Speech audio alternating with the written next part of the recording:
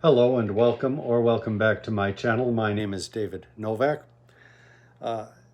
In my country, the United States, we have a military which is subservient to civil or civilian authority. We may be learning whether or not that was a wise placement. I tend to think it was. However, I don't think our founders or our Constitution constructors ever foresaw the likes of what we now see in the Oval Office. Donald Trump was, I think, this morning talking to the heads of the military. I did not watch it. I'm trying to stay away from the news, but the little bit that I saw excerpted and the gist, as far as I understand, is something to the effect that I am going to ask you to attack American citizens in our cities, in our inner cities, I think was the word that he used. And if you are not willing to comply with such an order, you are welcome to walk away from your military career and all its accoutrements. You are free to resign right now if you are not willing to do this. So he presented, in effect, I think, a loyalty oath, if not explicitly so. So, this is my book against fascism.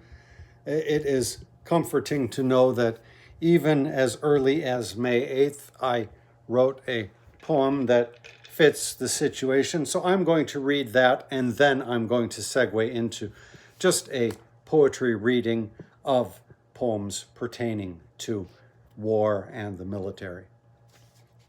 So this one is titled UCMJ, on the obligation to disobey illegal orders in the military. Uniform codes of military justice are known throughout the military world, where not obedience only, but yes, trust is required, and where Old Glory is unfurled, the oath we take makes reference unto these. First, we vow to protect the Constitution against foreign and domestic enemies. About this there be no circumlocution. Next, we vow to obey the orders of the President as Commander-in-Chief, as well as officers in rank above ourselves, but with a stipulation brief. Orders to be obeyed must first be legal. The Constitution never superseded in them. We serve first the American eagle, never the man. False orders left unheeded. Illegal orders offer no excuse. If followed, we are constitutionally held liable. The code plays not fast and loose, and justice thus applies to such as we. If we do not refuse, but do obey when given an illegal order, then that trust is broken which we serve today. Betrayal of oath and self as citizen. I'll put a link in the description box if you would like a copy of this book. But the majority of this is going to be a reading from a very lovely Everyman's Library pocket poets anthology of war poems. And I've just selected a few, well, more than a few, I think you can see. And I'm not sure whether or not I will close with a reading of one or two, perhaps, by the great poet Wilfred Owen. I may do, but I am not necessarily choosing the best war poems. I'm just choosing selections from this book which appealed to me as I was flipping through it. I think the earliest poems here date back to the classical world. This one is very short. It's by Simonides, translated by William Lyle Bowles, and it is titled, Go Tell the Spartans.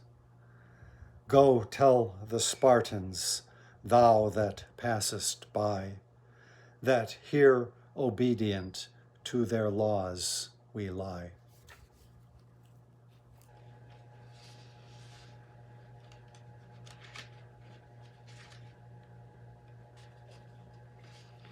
And the next, I believe, is Horace. Horace translations are all over the map. You can read 3 different translations of Horace and not feel that you were reading the same poem at all. So this one is translated by James Michi. Dulce et decorum est pro patria mori. Disciplined in the school of hard campaigning, let the young Roman study how to bear rigorous difficulties without complaining, and camp with danger in the open air, and with his horse and lance become the scourge of wild Parthians. From the ramparts of the town of the warring king, the princess on the verge of womanhood with her mother shall look down and sigh. Ah, royal lover, still a stranger to battle, do not recklessly excite that lion, savage to touch, whom murderous anger drives headlong through the thickest of the fight. The glorious and the decent way of dying is for one's country. Run, and death will seize you no less surely. The young coward flying get his quietus in the back and knees. Unconscious of mere loss of votes and shining with honors that the mob's breath cannot dim, true worth is not found raising or resigning the fasces at the breeze of popular whim. For those who do not merit death, exploring ways barred to ordinary men, true worth opens a path to heaven and spurns on soaring pinions the trite crowds and the clogging earth. Trusty discretion, too, shall be rewarded duly. I will not suffer a telltale of Ceres' sacred mysteries to be boarded under my roof, or let my frail boat sail with him. For slighted, often God confuses the innocent with the evil-doer's fate. Yet vengeance with one lame foot seldom loses track of the outlaw, though she sets off late.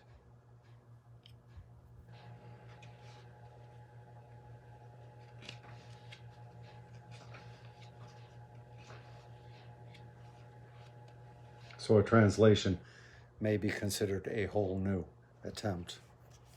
This is by Shmuel, Shmuel Ha-Nagid, Shmuel-Nagid, translated by Peter Cole. First War. First war resembles a beautiful mouth we all want to flirt with and believe. Later, it's more a repulsive old whore whose callers are bitter and grieve.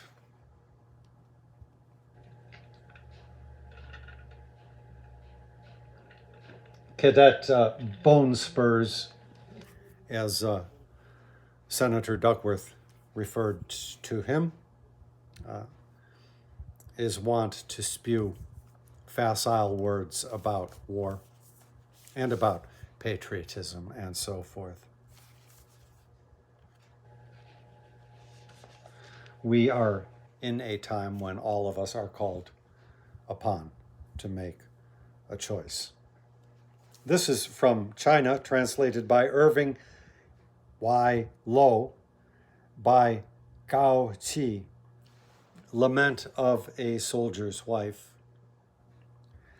My husband never desired the official seal of a marquis, but a tiger's tally sent him to join the ranks in a foreign land. For many nights I was visited in my bedroom by bad dreams. Now I hear from the general's headquarters of the army's defeat. His body perished, yet his faded soldier's cloak remains. His old comrade in arms has brought it home for me. A woman, I'd never find the road to the border. How could I get to far Wu Wei to find his unburied bones? I can only cut out paper pennants to summon back his soul and turn them toward that place where once we parted.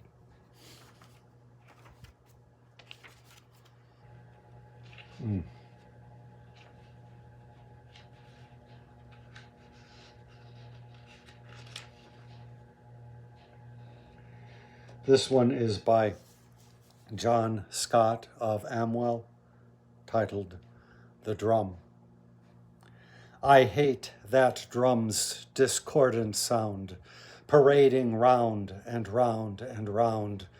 To thoughtless youth it pleasure yields, and lures from cities and from fields to sell their liberty for charms of tawdry lace and glittering arms. And when ambition's voice commands to march and fight and fall in foreign lands. I hate that drum's discordant sound, parading round and round and round.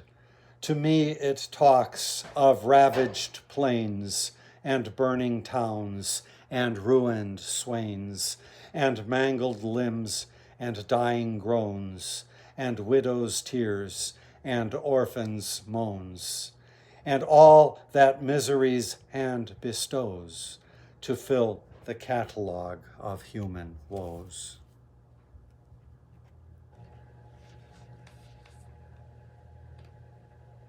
Humans, of course, not the only victims to human war. Now, this is by Mikhail Lermontov, I believe the famous Russian novelist, more well known in Russia as a poet, perhaps, but I have no way of judging his poetry.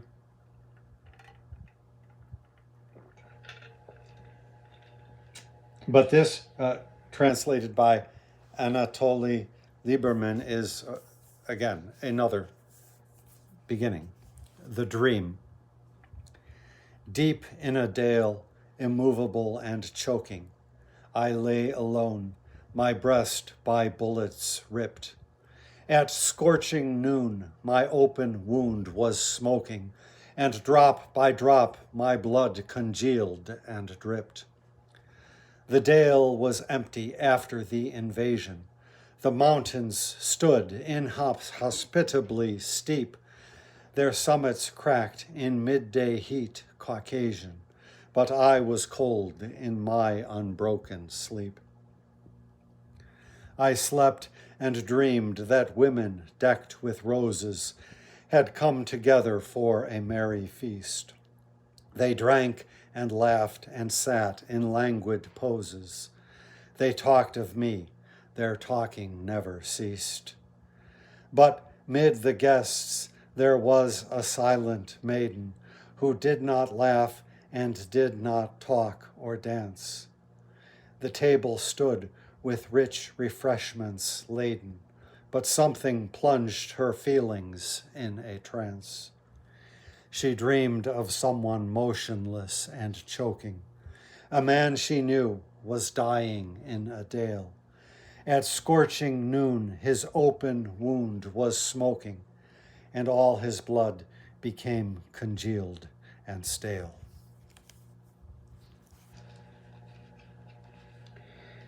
He, of course, died a needless death.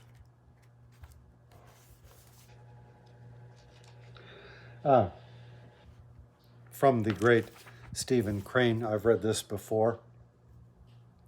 War is kind. Do not weep, maiden, for war is kind.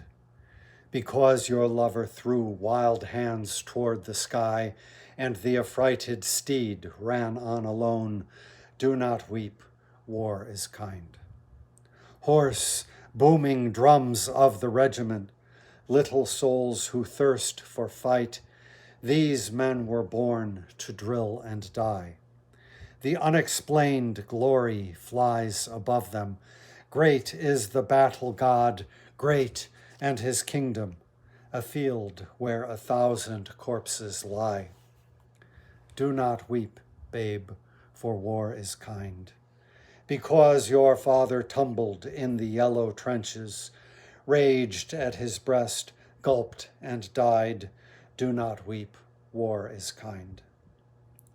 Swift blazing flag of the regiment, eagle with crest of red and gold, these men were born to drill and die. Point for them the virtue of slaughter, make plain to them the excellence of killing, and a field where 1,000 corpses lie. Mother, whose heart hung humble as a button on the bright, splendid shroud of your son, do not weep, war is kind.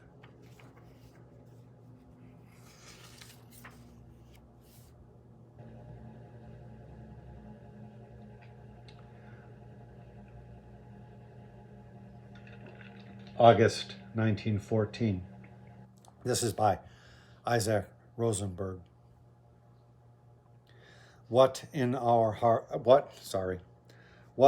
August 1914. What in our lives is burnt in the fire of this? The heart's dear granary, the much we shall miss. 3 lives hath one life, iron, honey, gold. The gold, the honey gone, left is the hard and cold. Iron are our lives, molten right through our youth, a burnt space through ripe fields, a fair mouth's broken tooth.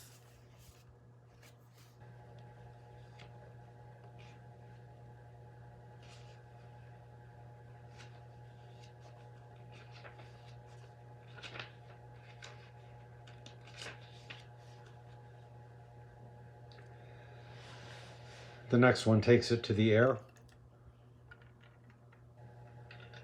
This is a well-known poem by William Butler Yeats. I have a recording of it paired with a poem of my own about the aviator František. I will link it in the description box if I remember. This is an Irish airman foresees his death. I know that I shall meet my fate somewhere among the clouds above. Those that I fight I do not hate, those that I guard I do not love. My country is Kiltartan Cross, my countrymen Kiltartan's poor. No likely end could bring them loss or leave them happier than before. Nor law nor duty bade me fight, nor public men, nor cheering crowds. A lonely impulse of delight drove to this tumult in the clouds. I balanced all, brought all to mind. The years to come seemed waste of breath, a waste of breath the years behind, in balance with this life, this death.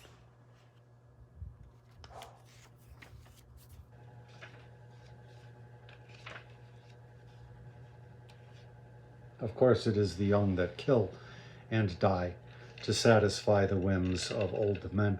There are other poems which more explicitly deal with such a theme. I don't think anything that I have picked out for today. This is by John McCrae. in Flanders fields. In Flanders fields the poppies blow, between the crosses, row on row, that mark our place, and in the sky the larks, still bravely singing, fly, scarce heard amid the guns below. We are the dead. Short days ago, we lived, felt dawn, saw sunset glow, loved and were loved, and now we lie in Flanders fields.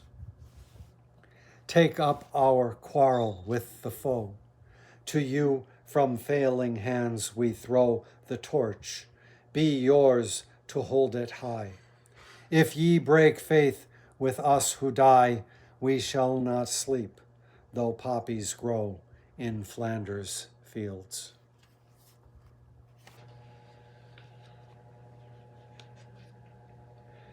The next one is by Henry Reed. They are just presenting it as the naming of parts. It's one section of a greater poem. They do not include the rest, but here again I have done a recording of more to it than this, and I will also link that in the description. Today we have naming of parts. Yesterday we had daily cleaning, and tomorrow morning we shall have what to do after firing. But today we have naming of parts. Japonica glistens like coral in all of the neighboring gardens, and today we have naming of parts. This is the lower sling swivel, and this is the upper sling swivel, whose use you will see when you are given your slings. And this is the piling swivel, which in your case you have not got. The branches hold in the gardens their silent, eloquent gestures, which in our case we have not got. This is the safety catch, which is always released with an easy flick of the thumb. And please do not let me see anyone using his finger. You can do it quite easy if you have any strength in your thumb. The blossoms are fragile and motionless, never letting anyone see any of them using their finger. And this you can see is the bolt. The purpose of this is to open the breech, as you see. We can slide it rapidly backwards and forwards. We call this easing the spring. And rapidly backwards and forwards, the early bees are assaulting and fumbling the flowers.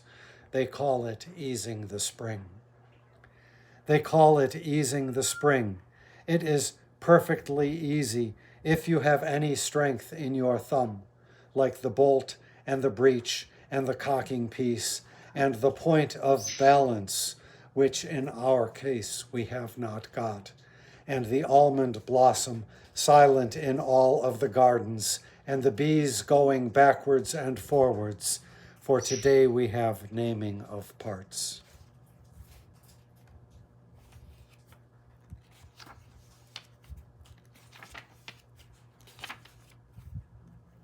Oh. This is by Richard Eberhardt, and I will be reading it as he originally wrote it, which is to say, omitting the fourth stanza. The fury of aerial bombardment. You would think the fury of aerial bombardment would rouse God to relent. The infinite spaces are still silent. He looks on shock-pride faces. History, even, does not know what is meant. You would feel that after so many centuries, God would give man to repent. Yet he can kill as Cain could, but with multitudinous will, no farther advanced than in his ancient furies. Was man made stupid to see his own stupidity? Is God by definition indifferent beyond us all?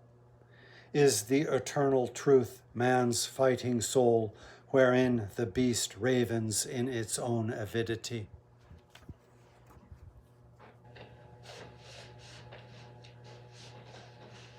And next, a rather famous poem by Randall Jarrell, The Death of the Ball Turret Gunner. From my mother's sleep I fell into the state, and I hunched in its belly till my wet fur froze.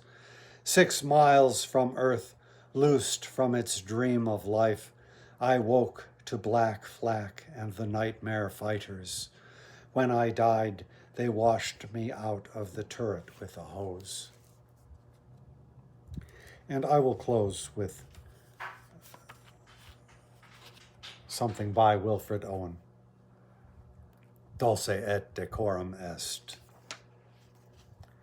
Bent double, like old beggars under sacks, knock-kneed, coughing like hags, we cursed through sludge, till on the haunting flares we turned our backs, and towards our distant rest began to trudge. Men marched asleep. Many had lost their boots, but limped on, bloodshod. All went lame, all blind, drunk with fatigue, deaf even to the hoots of tired, outstripped 5-9s that dropped behind. Gas, gas, quick, boys, an ecstasy of fumbling, fitting the clumsy helmets just in time. But someone still was yelling out and stumbling and floundering like a man in fire or lime. Dim through the misty panes and thick green light, as under a green sea, I saw him drowning. In all my dreams, before my helpless sight, he plunges at me, guttering, choking, drowning. If in some smothering dreams you too could pace behind the wagon that we flung him in, and watch the white eyes writhing in his face, his hanging face like a devil's sick of sin.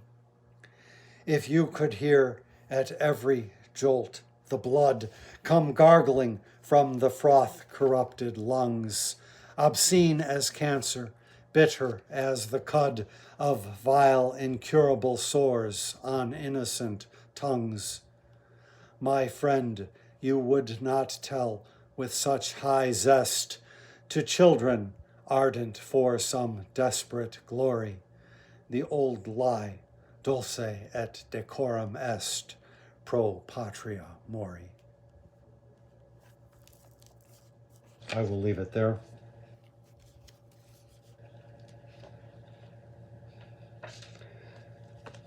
I think nothing more needs to be said.